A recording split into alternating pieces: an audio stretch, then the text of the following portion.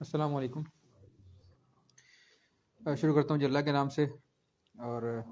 आप सबको आज की कुरान क्लास में खुशामदीद। और सबसे पहले अल्लाह पाक का शुक्र अदा करूँगा कि अल्लाह पाक ने फिर से एक मरतबा मौका दिया आपके सामने बैठकर इस तरीके से कुरान पाक का जो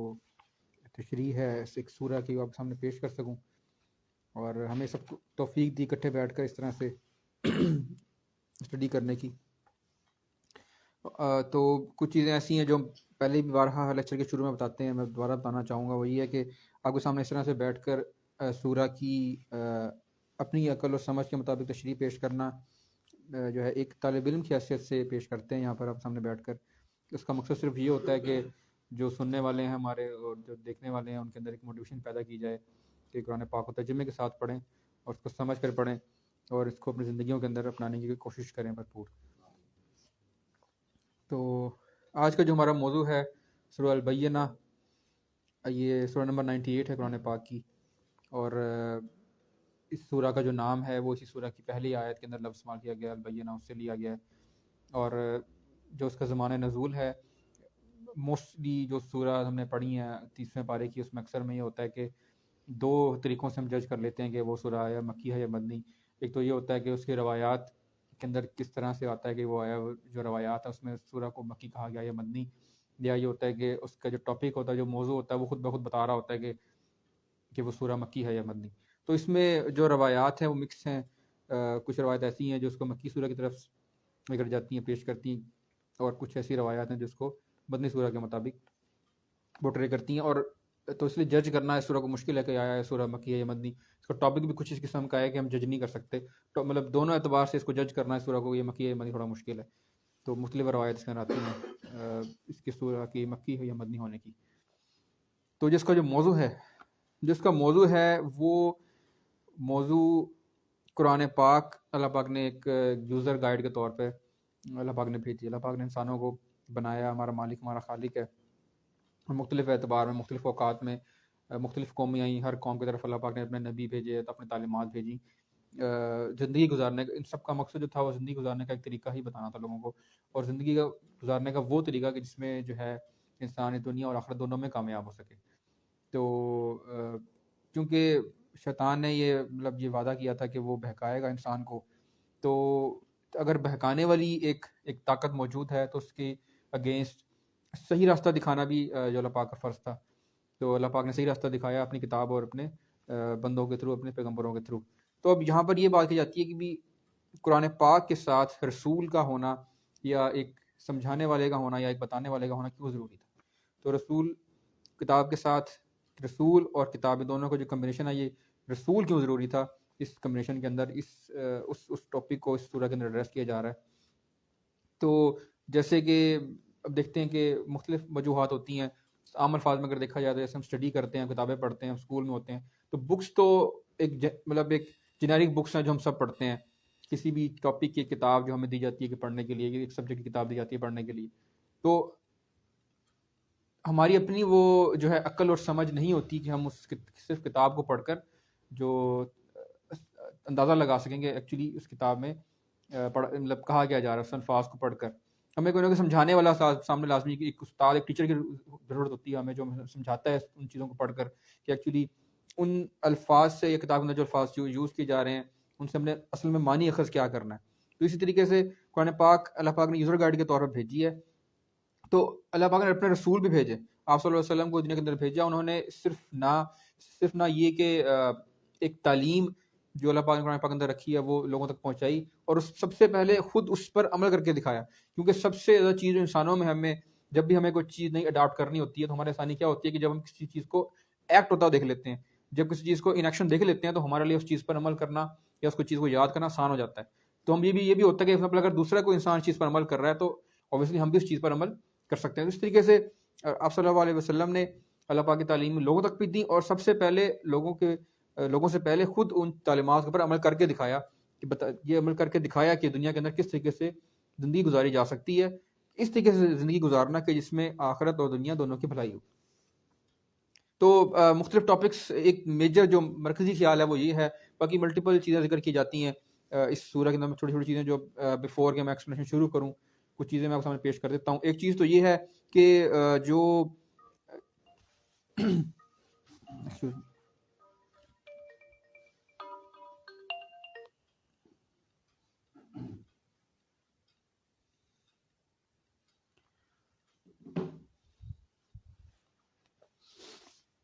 چیز تو یہ کہ جو دنیا میں مختلف مطلب ایک تو وہ لوگ ہیں جو اہل کتاب ہیں کہ جن لوگوں کو یا جن لوگوں پر اللہ پاک نے اپنی کتابیں اپنے رسولوں کے تھرو بھیجی، اپنے رسول نازل کیے، ان پر ان کی طرف بھیجے، اور وہ لوگوں نے ان انبیاء کو تسلیم بھی کیا اور ان انبیاء کو مانا بھی، لیکن اس کے باوجود کفر میں مبتلا ہو گئے. تو اہل کتاب وہ لوگ ہو گئے. ایک لوگ تو وہ ہو جائیں گے جو مشرکین ہیں، جو سرے سے مانتے ہی نہیں ہیں اللہ پاک کی تعلیمات کو یا اللہ پاک کے انبیاء کو. تو دونوں لوگوں نے جو کفر کیا اور ان مطلب اس کفر سے، اس انکار سے نکلنے کا جو ان کا ذریعہ تھا صرف یہی تھا کہ اللہ پاک ان کو ہدایت دیتے. تو جب تک ان کو ہدایت ہی نہیں دی جائے گی، ان کو راستہ ہی نہیں دکھایا جائے گا، تب تک ان کو ان کے برے راستے سے نکلنے کا کوئی بھی حل نظر نہیں آتا. تو اب کہ اللہ پاک لوگوں کو ہدایت دے دیں، ایک راستہ دکھا دیں کہ آپ کو زندگی کس طرح گزارنی چاہیے، تو اگر اس کے بعد بھی جو لوگ اس راستے پر نہیں چلیں گے تو جو ان کے برے اعمال کا وبال ہوگا وہ ان لوگوں پر ہی ہوگا. تو جو اچھے اعمال کریں گے ان کا اجر ان کو دنیا کے اندر اور آخرت کے اندر بھی انہی کے لیے فائدہ مند ہوگا. جو برے اعمال کرے گا وہ اس کے اپنے لیے نقصان دہ ہے، جو اچھے اعمال کرے گا وہ اس کے اپنے لیے ہی فائدہ مند ہوگا.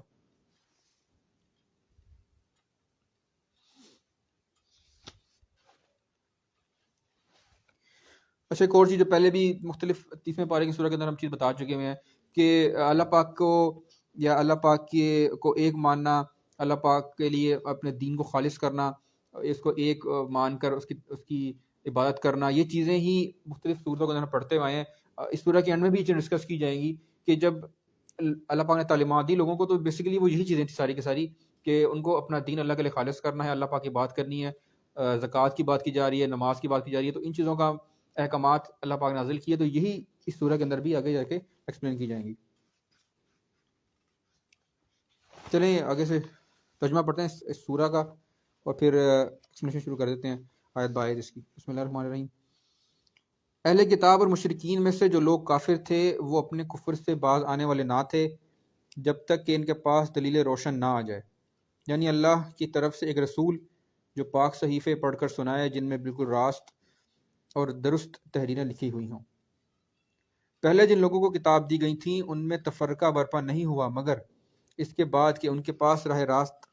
کا بیان واضح آ چکا تھا، اور ان کو اس کے سوا کوئی نہیں دیا گیا تھا کہ اللہ کی بندگی کریں اپنے دین کو اس کے لیے خالص کر کے، بالکل یکسو ہو کر، اور نماز قائم کریں اور زکوٰۃ دیں. یہی نہایت صحیح اور درست دین ہے. اہل کتاب اور مشرکین میں سے جن لوگوں نے کفر کیا ہے یقیناً جہنم کی آگ میں جائیں گے اور ہمیشہ اس میں رہیں گے. یہ لوگ بدترین خلائق ہیں. جو لوگ ایمان لے آئے اور جنہوں نے نیک عمل کیے وہ یقیناً بہترین خلائق ہیں. ان کی جزا ان کے رب کے ہاں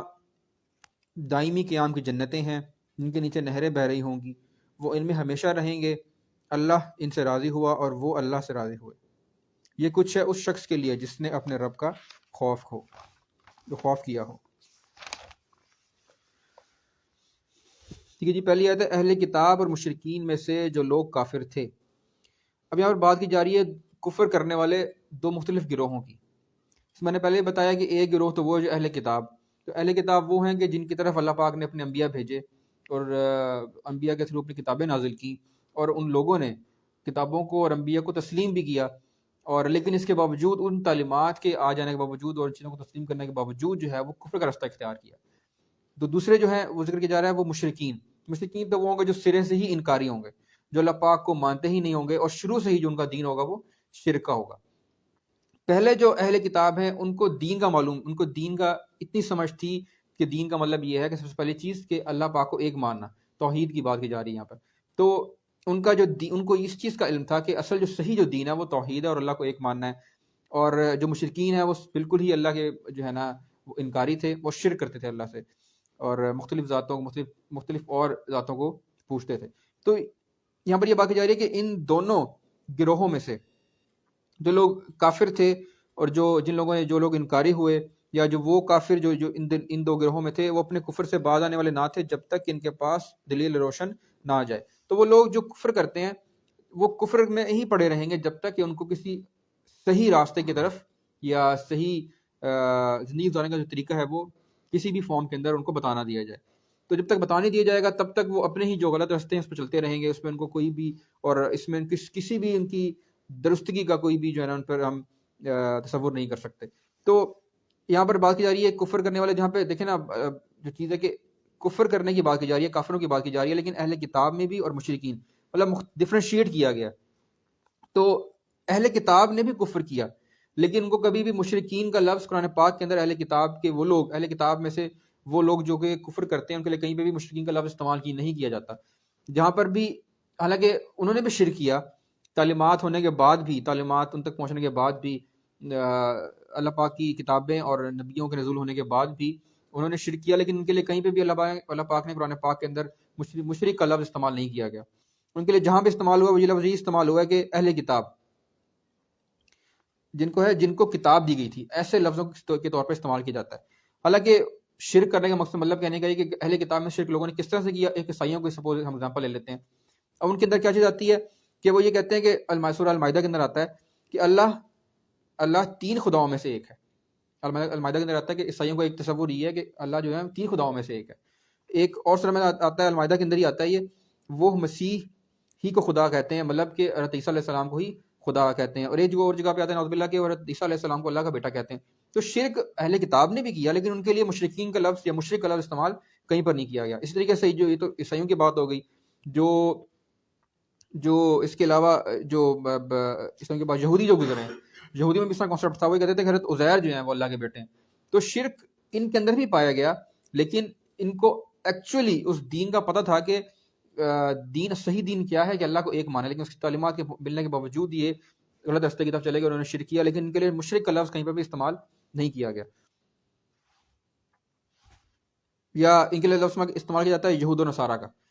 مشرک کا لفظ کہیں پہ استعمال قرآن پاک کے اندر نہیں کیا گیا. مشرک کا لفظ مطلب بذات خود مشرک کا لفظ وہاں یا ان لوگوں کا استعمال کیا گیا ہے جو شرے سے ہی اللہ پاک کی جو انکاری ہوں اور جو بلیو شرک پہ کرتے ہیں اور وہ شرک کو ہی اپنا دین سمجھتے ہیں. اسی طریقے سے دیکھا جائے تو اگر کہ اہل کتاب سے جو لوگ ہوتے ہیں ان کی مطلب عورتوں سے نکاح کرنا حلال ہے یا جائز ہے, جو مشرک ہیں ان کی عورتوں سے جو نکاح کرنا ہے وہ جائز نہیں ہے. تو یہ بھی فرق اللہ پاک نے رکھا ہوا ہے, چاہے وہ اہل مطلب ان پہ کتابیں نازل ہوئیں, ان کی طرف تعلیمات ہوئیں, تعلیمات پہنچی اللہ پاک کی, کتابیں گئیں, لیکن وہ اس چیز سے مڑ گئے, لیکن اس کے باوجود اللہ پاک نے یہ چیز رکھی ہے کہ ہم ان کی عورتوں سے جو ہے وہ نکاح کر سکتے ہیں, اہل کتاب سے جو عورتیں ہوں گی. یعنی کہ یہ وہ 2 گروہ جنہوں نے کفر کیا وہ تب تک اپنے کفر سے جو ہے نا باز نہیں آئیں گے جب تک ان کو سیدھا راستہ نہ دکھا دیا جائے ایک رسول اور کتاب کے راستے کے تھرو. اب یہاں پر کفر کی بات کی جا رہی ہے, مطلب کافر سے مطلب ہوتا ہے انکاری, جو انکار کرنے والا. اب کس قسم کے کافر ہو سکتے ہیں, مطلب اگر ہم ان کو کیٹیگرائز کر لیں تو ایک تو یہ ہے کہ آپ مطلب جو کافر ہیں وہ یہ کہ وہ ایک اللہ پاک کو مانے ہی نہیں, ٹھیک ہے, مختلف ذاتوں کے اندر بلیف رکھیں. ایک یہ ہے کہ اللہ پاک کو ایک ضرور مانے لیکن اللہ پاک کی ذات میں اور صفات میں اور بھی لوگوں کو اور بھی ذاتوں کو ساتھ جوڑتے ہوں. اور ایک کفر کا ایک قسم یہ ہے کہ اللہ کو تو ایک مان لیتے ہیں لیکن اللہ کے نبیوں کو نہیں مانتے, ٹھیک ہے. اور ایسے بھی کفر کرتے ہیں لوگ کہ جو ہے نا گزرے ہیں لوگ جنہوں نے کفر اس طریقے سے کیا کہ جو اللہ کو ایک مانتے تھے لیکن اللہ کے کسی ایک نبی کو مان لیا تو جو سیکنڈ نبی ہے اس کو نہیں مانا. اس طریقے سے مختلف اوقات کے اندر مختلف اعتبار سے لوگوں نے کفر کیا ہے. تو یہ نبی کو نہ ماننا یا ایک نبی کو ماننا دوسرے کو نہ ماننا, اور جو پلرز ہمارے اسلام کی جیسے کہ آخرت پر ایمان ایک ہمارا ایک کانسیپٹ ہے جو کہ ضروری ہے ہمارے لیے, اس پہ یقین نہیں رکھتے تھے. تو یہ مختلف اعتبار سے کس نہ کسی انداز میں جو نا کفر اپنے اعتبار سے لوگ کرتے رہے کہ وہ ان اپنی حرکتوں سے باز نہیں آئیں گے جب تک ان کو ایک سیدھا راستہ نہ دکھا دیا جائے.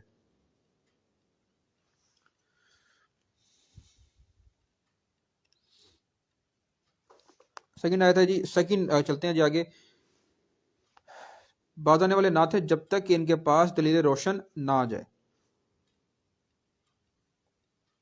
دلیل روشن کا مطلب کیا ہے؟ دلیل روشن کا مطلب یہ ہے کہ حق اور باطل کے درمیان فرق, سچ اور جھوٹ کے درمیان فرق, صحیح اور غلط کے درمیان فرق, کہ زندگی گزارنے کے لیے زندگی گزارنے کا ایک مخصوص وقت اللہ پاک نے فراہم کیا ہمیں, تو اس میں ہم مختلف جو ہے نا مختلف مختلف چیزیں ہیں، مطلب ایک فیملی کا سسٹم ہے، ایک سماجی ایک سیاسی سسٹم ہے، ایک پرسنل سسٹم ہے ہمارا، ان سب چیزوں سے گزرنا پڑتا ہے، ہر ایک اعتبار سے اللہ پاک نے ہمیں ہدایات دی ہیں. تو صحیح اور غلط کا فرق سمجھا دینا یہ اللہ پاک نے اپنے ذمہ لیا. تو اللہ پاک کبھی بھی کسی بھی قوم کے مختلف قرآن پاک کے اندر مختلف آیات کے اندر آتی ہے چیز یہ کہ اللہ پاک کسی بھی قوم پر اس وقت تک عذاب نہیں بھیجتے جب تک کہ اس قوم کی طرف ایک سمجھا دینے والا یا تنبیہ کر دینے والا یا خبردار کرنے والا آلریڈی نہ آ چکا ہو. تو جب اللہ پاک کسی ایک قوم کی طرف ایک خبردار کرنے والا، ایک سمجھا دینے والا، ایک بتا دینے والا، ایک تنبیہ کرنے والا بھیج دیتے ہیں اور لوگوں کو یہ بتا دیتے ہیں کہ بھی آپ جو زندگی جس طریقے سے گزار رہے ہو وہ غلط ہے، اور اللہ پاک کو ایک مانو، توحید پر ایمان رکھنا اور زندگی گزارنے کا طریقہ بتانا، تو جس راستے پہ آپ چل رہے ہو وہ غلط ہے، صحیح راستے پر چلو. تو جب تک وہ چیز آ نہیں جاتی تب تک اللہ پاک اس قوم کے اوپر عذاب نہیں بھیجتے. تو یہاں پر یہ کہ وہ یہی سمجھا دینا اپنی کتاب کے تھرو، اپنے نبی بھیجنے کے تھرو، یہ بتا دینا کہ صحیح رستہ زندگی گزارنے کا کیا ہے، اس کو دلیل روشن کے طور پر یہاں پر بتایا جا رہا ہے کہ وہ ایک روشن دلیل ہوگی ایک حق اور باطل کے درمیان فرق کرنے والی، کہ زندگی گزارنے کا طریقہ جو طریقے سے آپ چل رہے ہو وہ غلط ہے اور صحیح طریقہ کیا ہے، وہ دلیل روشن ہوگی. جب وہ آئے گی اس کے بعد ہی ہم کہہ سکتے ہیں کہ جو کفر کرنے والے لوگ ہیں شاید وہ جو ہے نا صحیح راستے کی طرف آ جائیں، اس سے پہلے کوئی بھی امید نظر نہیں آتی. یعنی اللہ کی طرف سے ایک رسول جو پاک صحیفے پڑھ کر سنائے جن میں بالکل راست تو درست تحریریں لکھی گئی ہوں. دلیل روشن سے مراد کیا ہے، کس طریقے سے آئیں گی؟ یعنی کہ ایک رسول بھیجے گا اللہ پاک، اپنا بندہ، ایک پیغمبر، ایک میسنجر بھیجے گا جس کے ساتھ کیا ہوگا؟ پاک صحیفے، مطلب کہ اللہ کی کتاب. اب یہ چیزیں کیوں اللہ پاک نے کر رہے ہیں؟ کیونکہ راستہ بتا دینا اس دنیا میں زندگی بسر کرنے کا جو راستہ بتا دینا یہ اللہ پاک کے اپنے ذمہ، جس میں اس طرح ایک جب آتا ہے قرآن پاک کے اندر کہ سورہ نحل میں آتا ہے کہ راستہ بتانا ہمارا ذمہ ہے، مطلب کہ زندگی گزارنے کا جو اصل راستہ ہے سمجھانا اور بتانا وہ اللہ پاک کے اپنے ذمہ ہے. تو بتا دینا اپنے پیغمبر کے تھرو اور اپنی کتابوں کے تھرو، ٹیکسٹ کے تھرو، یہ اللہ پاک کے اپنے ذمہ ہے. اب یہ کیوں بیسیکلی اللہ پاک نے سسٹم بنایا ہے، انبیاء کو بھیجا، کتابوں کو نازل کیا، یہ کیوں کیا؟ سورہ مائدہ کی 19 نمبر آیت ہے، اس میں آتا ہے جی اے اہل کتاب تمہارے پاس ہمارا رسول حقیقت واضح کرنے کے لیے رسولوں کا سلسلہ ایک مدت تک بند رہنے کے بعد آ گیا تاکہ تم یہ نہ کہہ سکو کہ ہمارے پاس نہ کوئی بشارت دینے والا آیا نہ خبردار کرنے والا. سو لو اب تمہارے پاس بشارت دینے والا اور خبردار کرنے والا آ گیا ہے. کہ اس سے پہلے کہ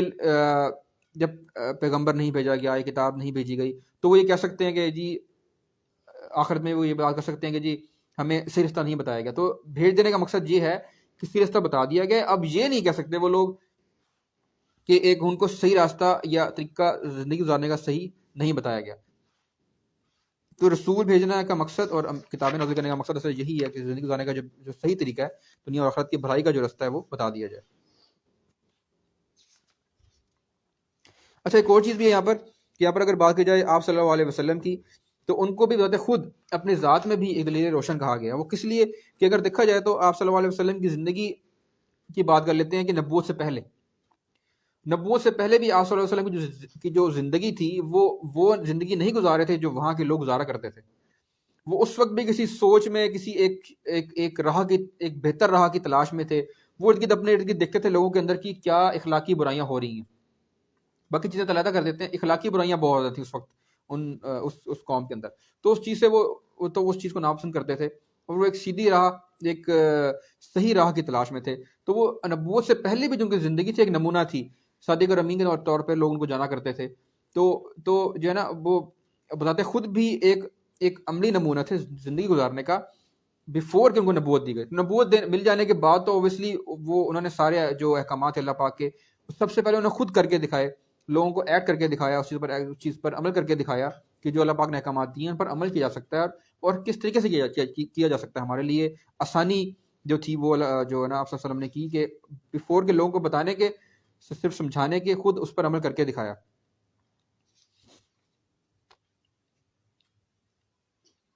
اچھا ایک اور چیز بھی ہوتی ہے جو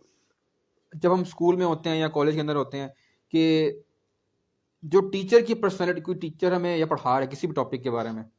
کوئی بھی سبجیکٹ ہمیں پڑھا رہا ہے ایک استاد، تو اس استاد کی جو پرسنالٹی ہوتی ہے یا استاد کا جو اخلاق ہوتا ہے وہ بہت زیادہ میٹر کرتا ہے کہ اس چیز پر کہ وہ جو چیز ہمیں بتا رہا ہے وہ ہمارے اندر وہ چیز جائے گی، وہ چیز ہمیں سمجھ آئے گی یا نہیں آئے گی۔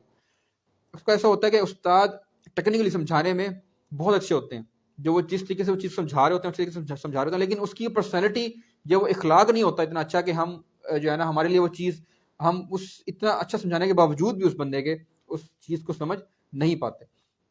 تو اس طرح دیکھا جائے کہ آپ صلی اللہ علیہ وسلم کے اخلاق کس قسم کے تھے کہ بیفور نبوت ان کے اخلاق بہت ہی اعلیٰ ظرف تھے، بہت ہی اعلیٰ اخلاق کے پر وہ جو بہت ہی اعلیٰ ان کے اخلاق تھے کہ جب انہوں نے لوگوں کو تعلیم دینا شروع کی تو اوبیسلی لوگ انکاری تھے، لیکن ان کے صرف بتانے کے ہی انداز سے اور اس چیز پر کہ چونکہ نبوت سے پہلے بھی ان کی جو ایک زندگی تھی لوگوں کے سامنے ایک نمونے کے طور پہ مطلب ایک ثبوت کے طور پہ موجود تھی، تو لوگوں نے صرف اسی بیس کے اوپر کہ یہ جھوٹ نہیں بول سکتے یا آپ صلی اللہ علیہ وسلم غلط نہیں کہہ سکتے، صرف اسی بیس کے اوپر لوگوں نے ایمان لے کے آنا ان پر شروع جو ہے نا وہ کر دیا۔ تو یہ کہ بتانے والے کی جو پرسنالٹی ہے، جو اخلاق ہے، تو بہت زیادہ میٹر کرتا ہے کہ وہ چیز جو ہمیں بتائے گا وہ ہمیں سمجھ آئے گی یا نہیں آئے گی۔ تو آپ صلی اللہ علیہ وسلم کے اندر یہ نبوت سے پہلے یہ چیز موجود تھی۔ اسی طریقے سے جب آپ صلی اللہ علیہ وسلم نے نبوت کا آغاز کیا، لوگوں کو اللہ کا پیغام دینا شروع کیا، تو کس طریقے سے مشکلات آئیں، بارہا چیزیں ڈسکس کر چکے ہیں ہم، لیکن اس کے باوجود وہ اس مشکل وقتوں کے اندر بھی کھڑے رہے اور جو ہے نا اپنے پیغامات سے پیچھے نہیں ہٹے، لوگوں سے لڑتے رہے، لوگوں کی جو غلط باتیں وہ سہتے رہے، صبر کرتے رہے، کہ یہ انہوں نے ایک نمونہ ایک ہمارے سامنے رکھا کہ کس طریقے سے مشکل حالات میں جب لوگ آپ کو انکار کر رہے ہوں، جب لوگ آپ پر تہمتیں لگا رہے ہیں، مختلف باتیں آپ پہ کر رہے ہوں، تو کس طریقے سے جو ہے نا کس طریقے سے اپنے آپ کو سنبھالا جاتا ہے اور صبر کیا جاتا ہے۔ تو اس طریقے سے ایک عملی نمونہ پیش کیا کہ وہ خود ایک دلیل روشن تھے کہ اللہ کے تو ایسے انسان جو اتنی مزاحمتوں کے باوجود بھی اپنے ایک پیغام کے اوپر کھڑا رہا، تو اس کا مطلب ہے کہ وہ اللہ کا سچا رسول تھا، جو اللہ کے سچی پیغامات جو ہے وہ لوگوں تک یہ ہے کہ جو پہلے قومیں گزری ہے، بکس یا جو کتابیں اللہ پاک نے نازل کی، وہ ان چیز کا یہاں پر ذکر کیا جا رہا ہے کہ وہ پاک اور آک، وہ پاک کتابیں جو آپ صلی اللہ علیہ وسلم سے پہلے جو نبی گزرے ہیں ان کے اوپر نازل کی گئی تھی۔ لیکن اب دیکھا جائے تو ان صحیفوں کو ذکر کیا جا رہا ہے کہ وہ صحیفے اب اس حالت میں موجود نہیں ہیں جس حالت میں ایکچولی ان کو نازل کیا گیا تھا، ان میں بہت زیادہ تبدیلیاں کر دی گئیں۔ تو یہ کہ ان کے اندر بہت سی ایسی اگر ان کو پڑھا جائے، جیسے بائبل کے بارے میں آتا ہے کہ ان کے اندر بہت ساری تبدیلیاں کر دی گئیں، ایون کہ کئی ایسی چیزیں بھی تھیں جو اخلاقی برائیاں، اخلاقیات جو ہیں ہمارے اس پر پورا نہیں اترتی، وہ باتیں بھی اس کے اندر کی گئیں۔ تو یہ کہ جو اس سے پہلے جو کتابیں گزر چکی ہیں وہ اب اس حالت میں نہیں ہیں کہ ان پر عمل کر کے سیدھا ایک راستے پر چل کر دنیا اور آخرت میں کامیابی حاصل کی جائے۔ قرآن پاک اب یہ بات یہاں پہ کی جا رہی ہے کہ پاک صحیفے پڑھ کر سنائے جو بالکل راست اور درست تحریریں لکھی ہوئی ہوں۔ یہ فرق اصل میں تب محسوس ہوتا ہے ہمیں جب قرآن پاک کا یا ان پرانی کتابوں کا یا پرانے صحیفوں کا جو ہے نا وہ کمپیریزن کرتے ہیں کہ کتنے اچھے انداز میں اخلاقیات کی بیس کے اوپر کتنے اچھے انداز میں اللہ جو ہے نا وہ یہ کتاب اللہ پاک نے لکھی ہے، مطلب یہ کتاب لکھی گئی ہے کہ اس میں پیغامات کتنے درست اور صحیح اور صاف انداز میں جو پیغامات ہیں وہ دیے گئے ہیں، اور اگر ان پہ دیکھا جائے تو ہی اسی طریقے سے وہ ایسی باتیں کی گئیں جو نہ کہ اخلاقیات پر ہوں اور باطل کی باتیں کی ہوں، کسی نہ کسی انداز میں تبدیلی کرنے کے بعد وہ اس لیول پہ نہیں رہی کہ ان کو پڑھ کر چیزوں کے اوپر عمل کر کے دنیا آخرت کے اندر کامیابی حاصل کی جائے۔ تو یہاں پر یہ بات کی جا رہی ہے کہ دلیل روشن سے مراد کیا ہے کہ ایک رسول اور پاک کتاب جو الفاظ وہ لے کر آئے گا جس کے تھرو لوگ اپنی دنیا کی اور آخرت کی بھلائی جانیں گے۔ آگے جی پہلے جب لوگوں کو کتاب دی گئی تھی ان میں تفرقہ برپا نہیں ہوا مگر اس کے بعد کہ ان کے پاس راہ راست کا بیان واضح آ چکا تھا۔ تو پہلے بھی جو لوگ تھے جب تک ان کو پیغام نہیں دیا جا رہا تب تک وہ غلط راستے پر چل رہے ہیں، لیکن جب ان کو پیغام دے دیا گیا، جب ان کو یہ بتا دیا گیا کہ اصل زندگی گزارنے کا طریقہ کیا ہے، تو اس کے بعد بھی وہ اس راہ راست پر نہیں آئے اور وہ آپس میں ہی لڑنا جھگڑنا شروع ہو گئے۔ کسی نے انبیاء پر الزام لگانا شروع کر دیے، انبیاء کو نام ماننا شروع کر دیا، جو انبیاء ان کے اندر سے جو لوگ تھے ان میں سے اپنے جو لوگ تھے جو ان کے انبیاء تھے یا جو ان کو صحیح راستہ دکھا رہے تھے ان کے خلاف انہوں نے کاروائیاں کرنا شروع کر دی۔ تو ان کے اندر ایک جو ہے نا تفرقہ برپا ہو گیا اور ان کو اس کے سوا کوئی علم نہیں دیا گیا تھا کہ اللہ کی بندگی کریں۔ اب ان کو کہا جا رہا ہے، ہمیں بھی وہی چیز کہی جا رہی ہے، یا جو رسول پاک صلی اللہ علیہ وسلم جو تعلیمات لے کر آئے تھے پہلے بھی وہی تعلیمات تھیں، کیا کہ اللہ کی بندگی کریں اپنے دین کو اس کے لیے خالص کر کے، بالکل یکسو ہو کر، اور نماز قائم کریں اور زکوٰۃ دیں، یہی نہایت صحیح اور درست دین ہے۔ تو یہ وہی تعلیمات ہیں جو ہمیں بھی دی جاتی ہیں، جو ہمیں بھی بتائی جاتی ہیں، نماز پڑھنا، زکوٰۃ دینا اور اپنے دین کو اللہ کے لیے خالص کر لینا اور اللہ کو ایک ماننا۔ تو یہی وہ صحیح دین تھا جو پہلے بھی بتایا گیا تھا اور ابھی بھی یہی دین آپ صلی اللہ علیہ وسلم کے تھرو لوگوں کو بتایا گیا۔ اہل کتاب اور مشرکین میں سے جن لوگوں نے کفر کیا ہے وہ یقیناً جہنم کی آگ میں جائیں گے اور ہمیشہ اس میں رہیں گے، یہ لوگ بدترین خلائق ہیں۔ اب اہل کتاب اور مشرکین میں سے جو لوگ کفر کرتے ہیں، جو اس سب تعلیمات ان تک پہنچنے کے باوجود بھی کفر کرتے ہیں، انکار کرتے ہیں آخرت کا، اللہ پر ایمان لے کے آنے کا، جو ہے انبیاء ہیں ان کا، یہ کتابوں کا، تو ظاہر سی بات ہے اب ایک سیدھا راستہ بتا دیا گیا ہوا ہے، تو اب جو کوئی کچھ غلط کرے گا اس کا وبال اس کے اپنی جان کے اوپر ہی ہوگا۔ تو جو غلط کرے گا آخرت کے اندر اس کو اس کا سزا ہے وہ جہنم کی صورت میں دی جائے گی۔ اور یہاں بتایا جا رہا ہے کہ یہ لوگ بدترین خلائق ہیں، کہ اللہ کی مخلوقیں ہیں، انسان ہیں، چرند پرند ہیں، فرشتے ہیں، تو یہ وہ لوگ ہوں گے کہ جن کو راستہ بتانے کے باوجود بھی وہ غلط راستے کی طرف چل چکے ہیں، جو کفر کر رہے ہیں، تو یہ بدترین سب سے نچلے درجے کے جو خلائق ہیں، جو مخلوق اللہ کی اس پر پہنچ چکے ہیں۔ کیسے کہ جیسے جانور ہیں، اب جانوروں سے بھی بدتر ہو جائیں گے انسان، کیوں؟ کیونکہ جانوروں کے پاس عقل یا فہم اللہ نے نہیں دی ہوئی ان کو، اب انسانوں کے پاس اللہ نے عقل بھی دی ہوئی ہے، عقل دینے کے بعد ان کو ایک راستہ بتا دیا گیا، اس کے باوجود بھی، اپنے عقل ہونے کے باوجود بھی وہ غلط راستے کی طرف اگر چلیں گے تو وہ ان جانوروں سے بھی بدتر ہی ہوں گے، تو ان کے اوپر اس کا کیا نقصان ہوگا۔ یہ جو سورہ ہے وہ ختم کی جا رہی ہے ان لوگوں کے اوپر کہ جن لوگوں نے اپنی زندگی اللہ پاک کے احکامات پر چل کے گزاری، تو جو اللہ کے احکامات پر چل کے گزاریں گے ان کو بہترین اجر ملے گا آخرت کے اندر، کس طرح کا ان کو جنت میں داخل کیا جائے گا جس کے نیچے نہریں بہتی ہوں گی، اور اوبویسلی اللہ انہی لوگوں سے راضی ہوگا کہ جو اللہ کے احکامات پر چل کر اپنی زندگی کو گزاریں گے۔ تو اللہ سے دعا ہے کہ اللہ پاک ہمیں ان لوگوں میں شامل کرے کہ جن کو جو مکمل طور پر اللہ کے احکامات پر چلنے کی ہمیں توفیق حاصل ہو، اور جو ہمارے اندر غلط جو برائیاں ہوں اللہ پاک ان کو ختم کرے، اور دعا ہی ہے کہ اس سورہ کو سمجھانے میں اگر کچھ غلطی کوتاہی کوئی ہو گئی ہو اللہ پاک اس کو معاف فرمائے۔ جزاک اللہ۔